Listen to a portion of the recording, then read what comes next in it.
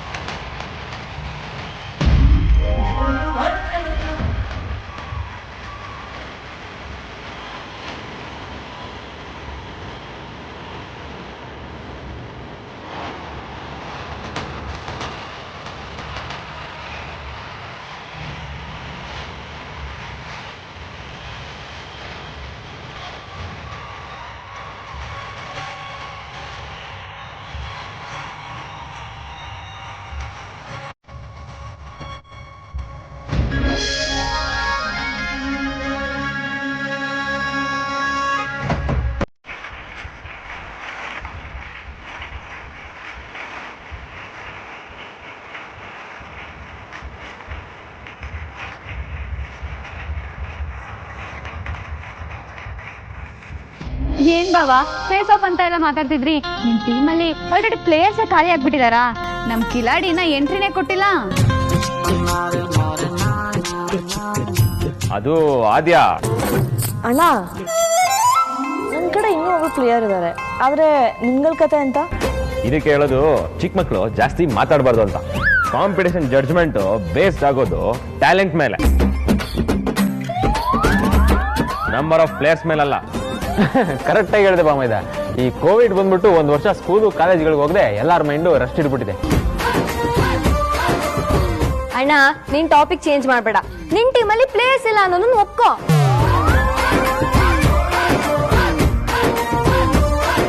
Boys don't worry, ನಮ್ಮನ್ನು ಕಾಪಾಡೋದಕ್ಕೆ ಒಬ್ರು special ವ್ಯಕ್ತಿ ಬರ್ತಿದ್ದಾರೆ. ಅಲ್ಲಿ ನೋಡಿ.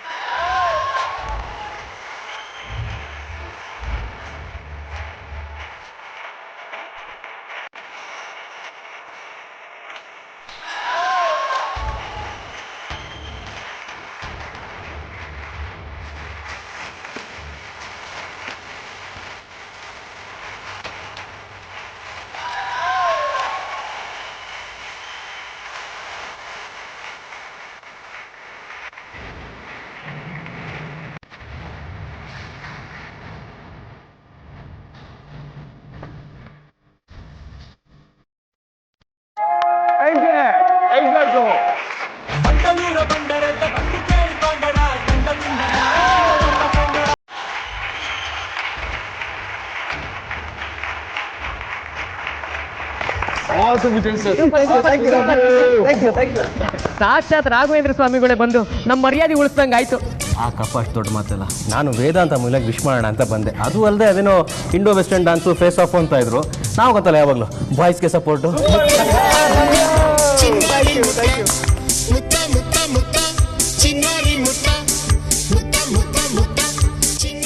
ಹೌದು, ಮದುವೆನೇ ಕಾಣ್ತಿಲ್ಲ, ಎಲ್ಲಿ ನಿಮ್ಮ ಹುಡುಗಿ?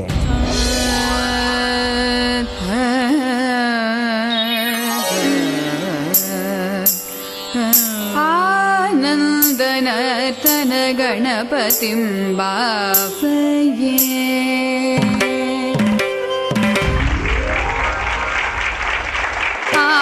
आनन्दनतन गणपतिं भावये चिदानन्दनतन गणपतिं भावये परमानन्दनतन गणपतिं भावये चिदाकारमूलाधार ओंकार गजवदनं परमं परमानन्दनतन गणपतिं भावये चिदाकारमूलाधार ओंकार गजवदनं परमं परमानन्दनतन गणपतिं भावये चिदाकारमूलाधार ओंकार गजवदनं परमं परमानन्दनतन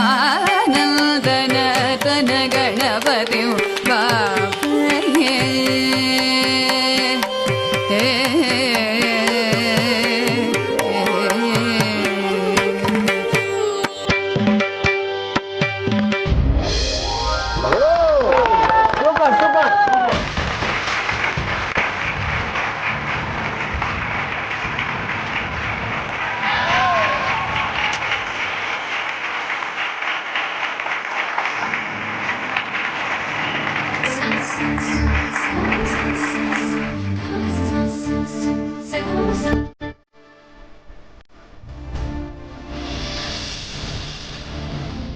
ಅಮ್ಮು ಸೂಪರ್ ಆಗಿ ಡ್ಯಾನ್ಸ್ ಮಾಡಿದೆ. ನನಗಂತೂ ಸಖತ್ತಾಗಿ ಇಷ್ಟ ಆಯ್ತು. ಇಂಡಿಯನ್ ಟ್ರೆಡಿಷನ್ ಬಗ್ಗೆ ತುಂಬಾ ಚೆನ್ನಾಗಿ ಹೇಳ್ಕೊಟ್ಟೆ. ಹೆಂಗೆ ನಮ್ಮ ಪರ್ಫಾರ್ಮೆನ್ಸ್? ಈಗಲಾದ್ರೂ ನಮ್ಮ ದೇಶದ ಟ್ರೆಡಿಷನ್ ಗ್ರೇಟ್ ಅಂತ ಒಪ್ಕೊಳ್ತೀರಾ? ಅಪ್ಪ ಒಂದೊಂದು ಒಪ್ಕೋಬೇಕು, ನಾವೇನೇ ವೆಸ್ಟರ್ನ್ ಗಿಸ್ಟರ್ನ್ ಅಂತ ಕೂಗಿ ಕಿರ್ಚಾಡ್ಕೊಂಡ್ರು ಕೂಡ ನಮ್ಮ ಕಲೆ ನಮ್ಮ ಸಂಸ್ಕೃತಿ ಮುಂದೆ ಇವೆಲ್ಲ dummy. Very true very true. ನಾನು ಹೊರಡಬೇಕು, please all take leave. You guys have a nice time, take care, God bless you. ಒಳ್ಳೇದಾಗಲಿ. ಬರ್ತೀನಿ ಅಮ್ಮ, ಬರ್ತೀನಿ. All of you take care, have a fantastic evening, have a blessed life. Thank you. ಬರ್ತೀನಿ ನೀವು ಬಾಪ.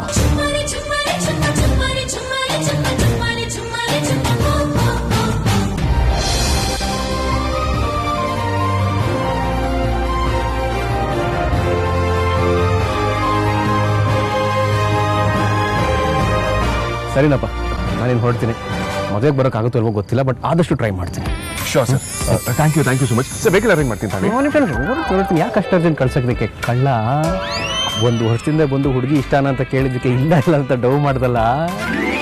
ಆ ಹುಡುಗಿನ ಇಷ್ಟಪಡ್ತಿದ್ಯಾ? What love?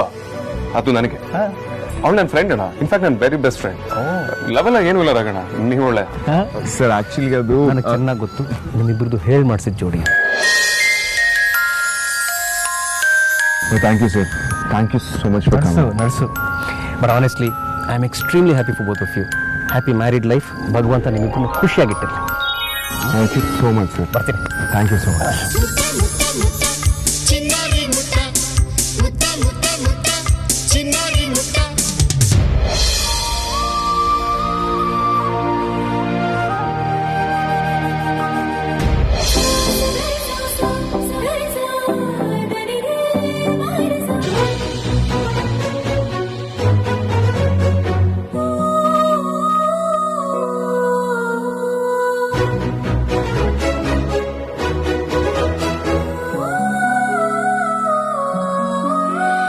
ವೇದ, ನಿನ್ಗೆ ಈಗಲೂ ಟ್ರೆಡಿಷ್ನಲ್ ಡ್ರೆಸ್ಗಿಂತ ವೆಸ್ಟರ್ನ್ ಡ್ರೆಸ್ಸೇ ಬೆಟರ್ ಅನಿಸ್ತಿದ್ಯಾ?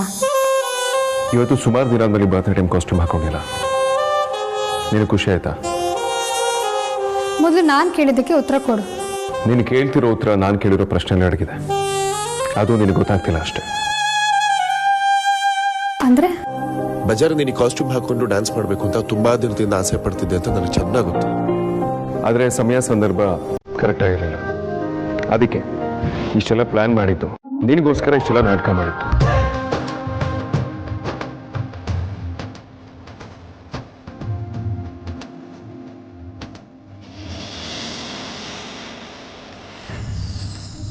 ಬಜಾರಿ ಜೀವನದಲ್ಲಿ ಇನ್ನು ಮುಂದೆ ಏನೇನು ಆಸೆ ಪಡ್ತೀಯೋ ನೀನು ಕೇಳೋಕ್ಕೂ ಮುಂಚೆ ಎಲ್ಲ ನೆರವೇರಿರುತ್ತೆ. ನಿನ್ನ ಆಸೆ ನಿನ್ನ ಖುಷಿಗಳ ಮುಂದೆ ನನಗೆ ಯಾವುದು ಮುಖ್ಯ ಅಲ್ಲ.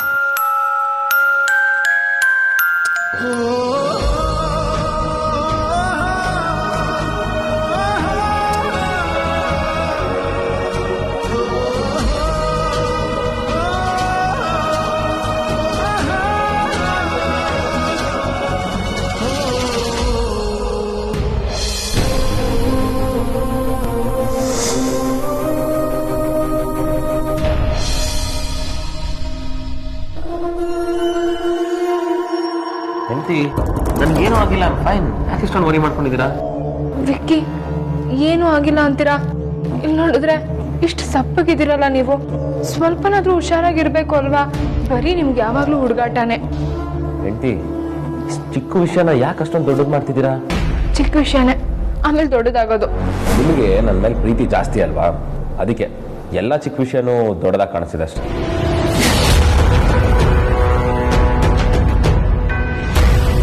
ವಿಕ್ರಾಂತ್, ನೀನ್ ನೋಡಿದ್ರೆ ಏಟೇನೂ ಆಗಿಲ್ಲ ಅಂತಿದ್ಯಾ.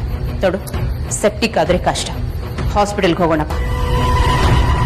ಮದರ್ ಇಂಡಿಯಾ, ಹಾಸ್ಪಿಟ್ಲಿಗೆ ಹೋಗೋ ಪರಿಸ್ಥಿತಿ ಏನು ಬಂದಿಲ್ಲ. ನೀವು ಗಾಬರಿಯಾಗಿ ಏನೇನೋ ಆಗಿದೆ ಅಂತ ದೊಡ್ಡದಾಗಿ ಬಿಂಬಲಿಸ್ಬೇಡಿ.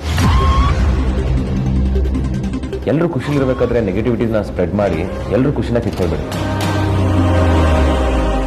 ವಿಕ್ಕಿ, ಅತ್ತೆ ನಿಮ್ಮನ್ನು ವಿಚಾರಿಸಕ್ ಬಂದ್ರೆ ನೀವು ಈಗ ಮಾತಾಡೋದು? ನನಗೆ ಆಚೆ ಕೆಲಸ ಇದೆ, ಅಗ್ರಜ ನನಗೋಸ್ಕರ ವೆಯ್ಟ್ ಮಾಡ್ತಿರ್ತಾನೆ, ನಾನು ಹೋಗಬೇಕು. ಮದರ್ ಇಂಡಿಯಾ, ಕೋಪದಲ್ಲಿ ಏನೋ ರೈತೆ, ತಲೆಗೆ ಇಟ್ಕೊಳ್ಬೇಡಿ. ವಿಕ್ಕಿ, ಈ ಪರಿಸ್ಥಿತಿನಲ್ಲಿ ನೀವೆಲ್ಲೂ ಹೋಗ್ಬಾರ್ದು, ರೆಸ್ಟ್ ಮಾಡಿ.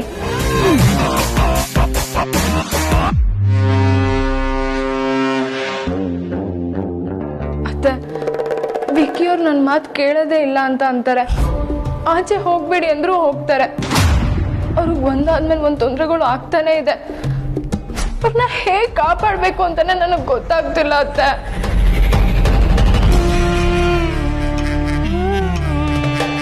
ಆರ್ತಿ, ಈಗ ಅದಕ್ಕಿರೋ ಒಂದು ಸೊಲ್ಯೂಷನ್ ಅಂದರೆ ನಿನ್ನ ತಾಯಿ. ನಿನ್ನ ತಂಗಿ ಈ ಮನೆಗೆ ಬಂದರೆ ಏನೆಲ್ಲ ತೊಂದರೆ ಆಗುತ್ತೆ ಅಂತ ನಿನ್ನ ತಾಯಿಗೆ ಅರ್ಥ ಮಾಡಿಸು. ಅವರು ಪರಿಸ್ಥಿತಿನ ಅರ್ಥ ಮಾಡಿಕೊಂಡು ಅವರೇ ಈ ಮದುವೆನ ನಿಲ್ಲಿಸ್ಬೇಕು.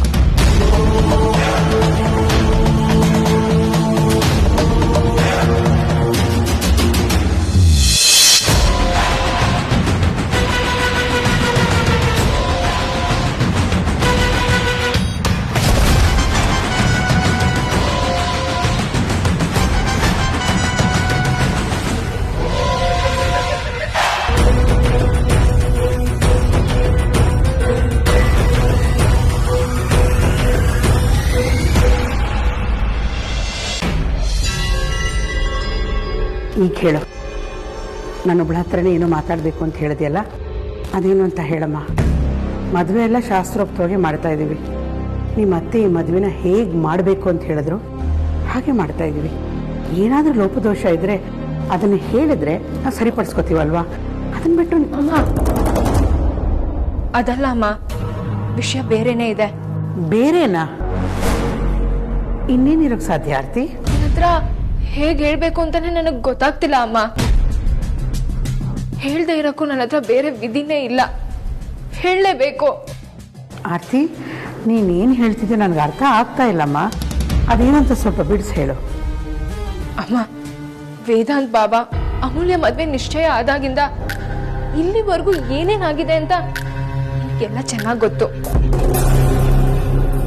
ಮದ್ವೆ ನಿಶ್ಚಯ ಆದಾಗಿಂದ ಒಂದಾದ್ಮೇಲೆ ಒಂದು ಬರೀ ಅಪಶಕುನಗಳೇ ನಡೀತಾ ಇದೆ. ಅವತ್ತು ಲಗ್ನ ಪತ್ರಿಕೆ ಪೂಜೆ ದಿನ ಲಗ್ನ ಪತ್ರಿಕೆಗೆ ಬೆಂಕಿ ಬಿತ್ತು. ಅದನ್ನ ಆಡ್ಸಕ್ಕೆ ಅಂತ ಹೋಗಿದ್ ವಿಕ್ಕಿ ಕೈಯೇ ಸುಟ್ಕೊಂಡ್ರು. ಅವತ್ತು ಚಪ್ರದ ಪೂಜೆ ಮಾಡ್ಬೇಕಾದ್ರೆ ನೀನೇ ನೋಡ್ದಲ್ಲಮ್ಮ, ಚಪ್ರ ವಿಕ್ಕಿ ಅವ್ರ ಮೇಲೆ ಬಿದ್ಬಿಡ್ತಿತ್ತು. ನಾನು ಶರ್ಟ್ ಐರನ್ ಮಾಡ್ಬೇಕಾದ್ರೆ ಶರ್ಟ್ ಇದ್ದಕ್ಕಿದ್ದಾಗೆ ಸುಟ್ಟೋಯ್ತು. ಇವತ್ ನೋಡಿದ್ರೆ ವಿಕ್ಕಿ ಕಾಲಿಗೆ ಏಟಾಗಿದೆ. ಒಂದಾದ್ಮೇಲೆ ಒಂದು ತೊಂದರೆಗಳು ವಿಕ್ಕಿ ಅವ್ರಿಗೆ ಆಗ್ತಿದೆ ಅಮ್ಮ. ಇದನ್ನೆಲ್ಲ ನೋಡ್ತಿದ್ರೆ ಈ ಮದ್ವೆಯಿಂದನೇ ಇದೆಲ್ಲ ಆಗ್ತಿದೆ ಅನಿಸ್ತಿದೆ ಅಮ್ಮ.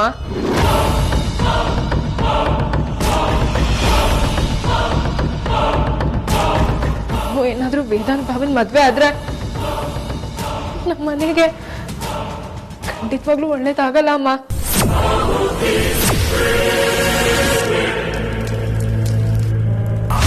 ಇದೆಲ್ಲ ಆಗ್ತಿರೋದು ಈ ಮದ್ವೆಯಿಂದಾನೇ ಅಲ್ವಾ ಅಮ್ಮ?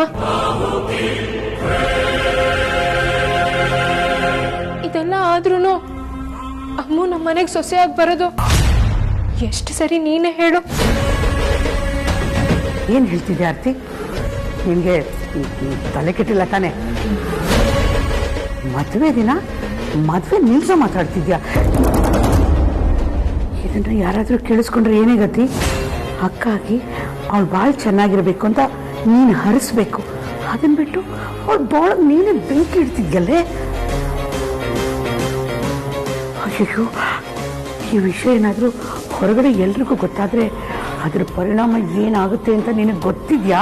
ಗೊತ್ತಿದ್ದೆ ನಾನು ಈ ಮಾತು ಹೇಳ್ತಿರೋದು. ಈಗ ಖುಷಿ ಪಟ್ಟಿ ಆಮೇಲೆ ದುಃಖ ಪಡೋದ್ಕಿಂತ ಈಗಲೇ ಮದ್ವೆ ನಿನ್ಸಿ ಈಗಲೇ ದುಃಖ ಪಡೋಣ ಅಮ್ಮ. ಆರ್ತಿ, ನೀನು ತುಂಬ ಸೌಮ್ಯ ಸ್ವಭಾವದವಳು. ನಿನಗೆ ಕಪಟ ಎಲ್ಲ ಗೊತ್ತಿಲ್ಲ ಅಂತ ನಾನು ಅನ್ಕೊಂಡಿದ್ದೆ. ಅಲ್ಲ ಕಣೆ, ಅಮ್ಮನ ನಿಮ್ಮ ಮನೆಯಲ್ಲಿ ನೀನು ತಾಯಿ ಥರ ನೋಡ್ಕೊಳ್ತೆ ಅನ್ಕೊಂಡಿದ್ದೆ. ಕೊನೆ ತನಕ ಅವಳಿಗೆ ನೀನು ತಾಯಿಯಾಗಿ, ಅಕ್ಕನಾಗಿ, ಕಣ್ಣಾಗಿ ಕಾಪಾಡ್ತೆ ಅನ್ಕೊಂಡಿದ್ದೆ.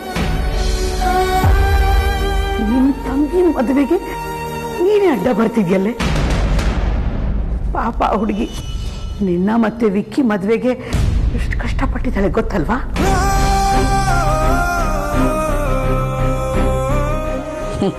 ಅವೆಲ್ಲ ನಿನಗೆ ನೆನಪಿದ್ದಿದ್ರೆ ನೀನು ಹೀಗೆ ಮಾತಾಡ್ತಾನೆ ಇರಲಿಲ್ಲ.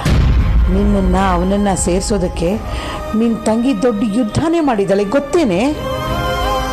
ಈಗ ನೀನು ಮದುವೆ ನಿಲ್ಲಿಸೋ ಮಾತಾಡ್ತಿದ್ಯಾ ಅಂತ ಗೊತ್ತಾದ್ರೆ ನನ್ನ ಕೂಸು ಯಾವ್ದೇ ಹೊಡ್ಕೊಂಡು ಸತ್ತು ಹೋಗ್ತಾಳೆ ಕಣೆ.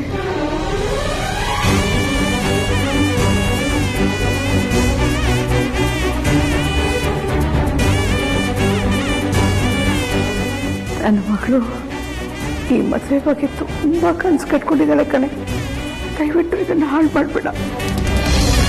ಮದುವೆ ಅಂದರೆ ಏನು ಅಂತ ನಿನಗೆ ಗೊತ್ತೇನೆ?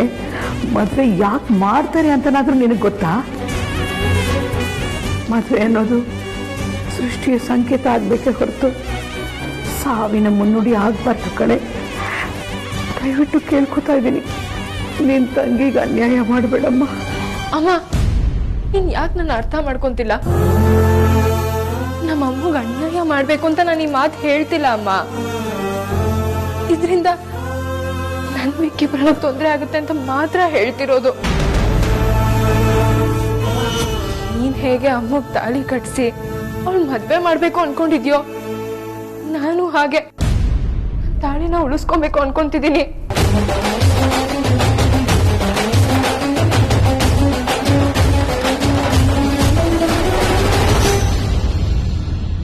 ಆರ್ತಿ, ಈ ಅಪಶಕನ ಅನ್ನೋ ವಿಷಯನ ನಾನೇ ನಿನ್ನ ಮನಸ್ಸಲ್ಲಿ ಬಿತ್ಬಿಟ್ಟೆ ಕಣೆ. ನನಗೇನು ಓದು ಬರ ಏನೂ ಬರಲ್ಲ, ಎಲ್ಲ ನಂಬಿಡ್ತೀನಿ. ಆದರೆ ನಿನಗೇನಾಗಿದೆಯಮ್ಮ? ನೀನು ಬುದ್ಧಿವಂತೆ, ಪ್ರಪಂಚ ಜ್ಞಾನ ಇರೋಳು.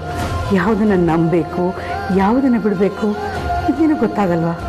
ಇದನ್ನೆಲ್ಲ ಅಷ್ಟು ಗಂಭೀರವಾಗಿ ತಗೊಳ್ಬಾರ್ದಮ್ಮ. ನೀನು ಹೇಳ್ತಿರೋದು ತಪ್ಪು ಅಂತ ನಾನು ಹೇಳ್ತಿಲ್ಲ ಕಣೆ. ನೀನು ಗಂಡನ ಪ್ರಾಣಕ್ಕೆ ಆಪತ್ತು ಅಂತ ಹೇಳ್ತಿದ್ಯಾ. ಆದರೆ ನೀನು ಅನ್ಕೊಂಡಂಗೆ ಯಾವುದೂ ಆಗಲ್ಲ. ದೇವ್ರ ಮೇಲೆ ಭಾರ ಹಾಕು, ಅವನೇ ಎಲ್ಲ ನೋಡ್ಕೋತಾನೆ. ಅಮ್ಮ, ನೀ ಕಿರಿ ಮಗಳು ಕುತ್ಕೆ ತಾಳಿ ಬಿದ್ರೆ ನೀ ಹಿರಿ ಮಗಳು ಕುತ್ಕೇಳಿರೋ ತಾಳಿ ಕಳಚ್ ಬೀಳತ್ತಮ್ಮ.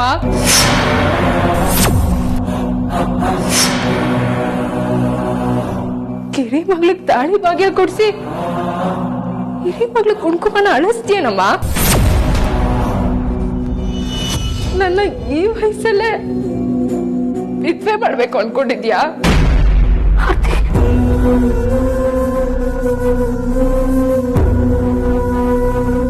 ಯಾಕೆ ಆರ್ತಿ ನೀವೆಲ್ಲ ಮಾಡಿ ನನ್ನ ಹೊಟ್ಟೆ ಉರಿಸ್ತೀಯ?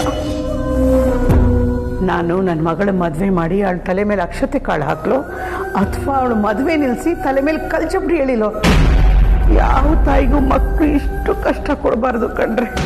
ಅಮ್ಮ ದಯವಿಟ್ಟು ನನ್ನ ಕ್ಷಮಿಸ್ಬಿಡು. ನಮ್ಮ ಮನೆಗೆ ಒಳ್ಳೇದಾಗಬೇಕು ಅಂದರೆ, ಗಂಡನ ಪ್ರಾಣ ಉಳಿಬೇಕು ಅಂದರೆ ಅಮ್ಮ ಮದುವೆ ನಿಲ್ಬೇಕು ಅಮ್ಮ. ನಾಟಿ